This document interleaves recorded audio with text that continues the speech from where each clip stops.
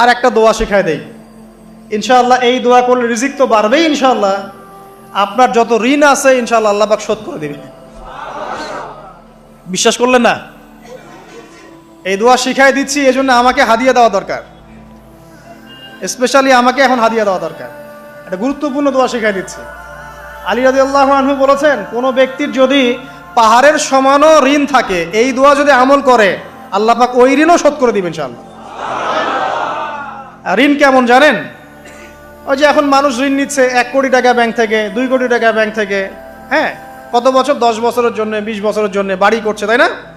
তার ধারণা এমন যে সে মারা গেলে তার ঋণটা কেউ না কেউ শোধ করে দিবে, তাই তো? আর আল্লাহর রসুল কি বলছেন দেখেন, একজন মারা গেছেন, নবী সাল্লাল্লাহু আলাইহি সাল্লামের সময় একজন মারা গেছেন। তো নবী করিম সাল্লাল্লাহু আলাইহি সাল্লাম বলছেন, এই ব্যক্তির কি কোনো ঋণ আছে? একজন সাহাবী বলেন, হ্যাঁ ইয়া রাসূলুল্লাহ, তো ঋণ আছে। নবীজি বললেন, তোমরা ওর জানাজা পড়ো, আমাকে ডেকো না। তোমরা ওর জানাজা পড়ে নাও, আমি জানাজা পড়তে চাচ্ছি না। আমি এখন কেমন করে আপনাকে বুঝাবো ঋণ কত ভয়ঙ্কর জিনিস। আপনি যে ব্যাংক থেকে 3-4 কোটি টাকার লোন নিয়ে রাখছেন, লাখ লাখ টাকা লোন নিয়ে বসে আছেন, দিব্যি সুখে বসে আছেন, এমন চিন্তায় যে আপনার মৌত হবে না। আর নবী সাল্লাল্লাহু আলাইহি ওয়াসাল্লামের সময়ে একজন মারা যাচ্ছেন, তিনি বলছেন তোমরা জানাজা পড়ে নাও, আমি জানাজা পড়তে চাচ্ছি না।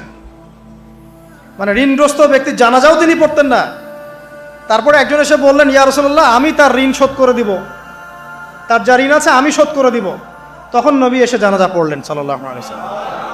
তা আপনার এই কোটি কোটি টাকা ঋণ শোধ করার লোক তো রেডি আছে নাকি? আছে না? সমস্যা নেই, আপনার জানাজা পড়া হবে।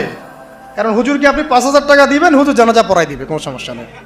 তারপরে আপনার মিলাদও হবে, আপনার একটা বড়সড় দোয়াও হবে ইনশাআল্লাহ। কিন্তু আল্লাহ পাক বলেছেন যে শহীদ, আল্লাহর পথে যুদ্ধ করে শহীদ হয়েছে, এই ব্যক্তির আত্মাও ঝুলে থাকে যতক্ষণ পর্যন্ত না তার ঋণটা শোধ করা হয়। এবার বলেন আমি কি বুঝাবো আপনাকে? আর কিছু বলতে হবে? তো এখন সেই দোয়া শিখাচ্ছি আপনাদেরকে, যে দোয়া শিখলে আপনারা ঋণ থেকে বাঁচবেন ইনশাআল্লাহ। কত দিবেন বলেন? আচ্ছা, হ্যাঁ, এই তো, শুকরিয়া। দোয়া করবেন যেন আল্লাহ পাকের দিনটাকে আল্লাহর জমিনে প্রতিষ্ঠা করতে পারে। আমার সাথে বলেন, দোয়াটা হচ্ছে আল্লাহুম্মা ইকফিনি বিহালালিকা আন হারামিকা ওয়া আগনিনি বিফদলিকা আম্মান সিওয়াকা। এই দোয়াটা ছোট না, এটা মুখস্থ করবেন, সেজদায় পড়বেন, নামাজের সেজদায় পড়বেন, আত্তাহিয়াতু দরুদ শেষ তারপরে পড়বেন, নামাজ শেষে হাত তুলে করবেন, যখন তখন শেষ রাতটা করবেন। ইনশাআল্লাহ দেখবেন আপনার ঋণ বলতে কিছু থাকবে না ইনশাআল্লাহ। যদি থাকেও, বড় কোনো ঋণ থাকেও, আল্লাহ পাক অন্য কোনো মাধ্যমে এটা শোধ করার ব্যবস্থা করে দিবেন ইনশাআল্লাহ। ইনশাআল্লাহ। যে দারিদ্রতা দূর করতে চান, সচ্ছলতা চান, কয়েকটা কাজ করেন। এই যে বললাম, 1 নাম্বার সূরাতুল ওয়াকিয়া তেলাওয়াত করেন, 5 ওয়াক্ত নামাজ জামাতে পড়েন, ডেইলি কিছু সময়ের জন্য কোরআন তেলাওয়াত করেন, আর আল্লাহর কাছে রিজিক চান, জিকির বেশি বাড়ায় দেন। পারবেন না ইনশাআল্লাহ?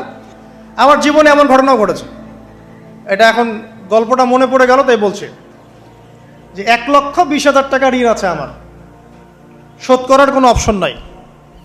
আমার কাছে, আমার চোখে ধরা পড়ছে না যে 1,20,000 টাকা আমি কেমনে দিব। কি হলো, হঠাৎ করে আমরা একটা সার্কুলার দেখলাম যে সারা বাংলাদেশে ইসলামিক ট্যালেন্ট খোঁজা হচ্ছে। 2000, এটা মনে হয় 17 কি 18 সালের কথা, হ্যাঁ 18 না, আচ্ছা 18। তো হ্যাঁ, আলোকিতকে। তো এখন আমার ওয়াইফ বলছেন যে আপনি এটাতে অ্যাপ্লাই করেন। তো আমি অ্যাপ্লাই করবো, এটা তো আলেম ওলামাদের প্ল্যাটফর্ম, আমি এখানে জেনারেল থেকে আসা মানুষ কেমন করে কি। তো সে বলছেন না, আপনি পারবেন ইনশাআল্লাহ, আপনি পড়াশোনা করেন, ইনশাআল্লাহ পারবেন। তো আমি দেখছি আগে প্রাইস কি আছে, কষ্ট তো করবো, আগে দেখি পুরস্কারটা কি। তো পুরস্কারটা দেখছি যে একটা ওমরা করাবে। ওমরা করা তো যে কারোর জন্য একটা মানে স্বপ্নের ব্যাপার না, ওমরা করা তো সবাই আমরা খুব পছন্দ করি। আল্লাহ পাক আমাদেরকে বেশি বেশি ওমরা করার তৌফিক দেখ। আর লেখা আছে যে ফার্স্ট প্রাইজ 3 লাখ টাকা, second prize 2 lakh, third prize হচ্ছে 1 লাখ টাকা। তো সেটা আচ্ছা ঠিক আছে। তখন আমি একটা জবও করি, আমি কিন্তু চাকরিও করেছি এক সময়।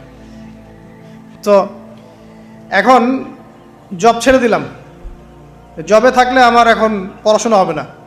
তারপর টানা 4 কি 5 মাস দৈনিক 10 থেকে 12 ঘন্টা করে পড়েছি। টানা 4 থেকে 5 মাস দৈনিক 10 থেকে 12 ঘন্টা, নাওয়া খাওয়া সব ওখানেই। আর যতটা সহজ মনে করছেন আসলে কিন্তু প্রতিযোগিতা অত সহজ নয়। আসলে যে কোনো জায়গা থেকে প্রশ্ন আসতে পারে, আকিদা, সিরাত, ইতিহাস, এটা ওইটা অনেক টপিক, প্রায় 36টা বিভাগ আছে। তো আলহামদুলিল্লাহ কীভাবে জানি আস্তে আস্তে উঠতে পারলাম। গিয়ে দেখলাম যে হ্যাঁ, টিভি রাউন্ডে চলে গেছি। আমি তেমন কিছুই করি নাই, আমি শুধু পরিশ্রম করেছি, আল্লাহর কাছে বেশি থেকে বেশি দোয়া করেছি যে আল্লাহ আমার ঋণ আছে, ঋণ শোধ করতে হবে একটা। এবং আমি চাচ্ছি যে এই প্রোগ্রামের মধ্য দিয়ে দিনের একটা বড় সার্কেল পাওয়া যায়, দিনী প্ল্যাটফর্ম পাওয়া যায়।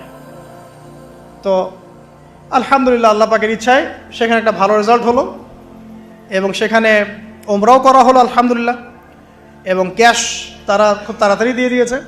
আমি পুরো ক্যাশটা আগে পেয়েই আগে ঋণটা শোধ। এখন এই সময় কিন্তু আমি দোয়াটা করেছি, আল্লাহুম্মা কফিনি বিহালালিকা আন হারামিক ওয়া আগনিনি বিফাদলিকা আম্মান সিওয়াক। দেখেন, আমি কিন্তু জানতামও না এমন কোনো প্রতিযোগিতা হবে, আমি সেখানে পার্টিসিপেট করব, ওই ওসিলায় ওমরা করব, ওই ওসিলায় আবার ঋণও শোধ হবে, আমার কিন্তু মাথায় ছিল না। এটাই হচ্ছে আল্লাহ পাকের সেই আয়াত যে ওয়া মান ইয়াত্তাকিল্লাহ ইয়াজআল লাহু মাখরাজা।